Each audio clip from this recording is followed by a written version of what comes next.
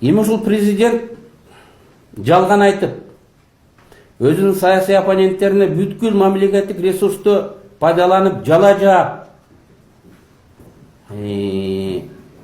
мен Жомоктогудай баймын, аны Кудай берген. Мен дейт Данияр Нарымбаевка 5-10 миң доллардан айлык берип турат элем дейт. Андан кийинкисине да, мурункусуна да берип атат. Анын айтканы боюнча. Мен да акча берегес көп болгондуктан дейт, Кудай бергенден мен ушу таратып бере берем дейт. Эми мен мечит курдум деп акча бергендин, тиги курдум деп президент айтып атат дегендерди айтпай эле коеюн. Эгерде аларды берген болсок, аял экөө тапкан акча дагы жетпей калат. Ал эми бирөөнүн эсебинен мечит курдурдум деген, бул Кудайды алдагандык болот. Бул капырлыктан дагы жаман. Бирөөнүн эсебинен мен курдуртуп атам деп мечит курдурткан. Мечитти адам өзүнүн эсебинен курдуртуш керек. Ошондо Кудай эсепке алып коет.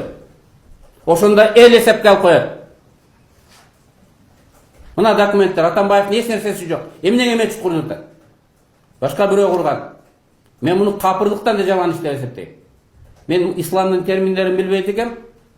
Мындай жаман терминдер болсо керек. Чубактан сурап сөзсүз кийин силерге кошумча айтып коем.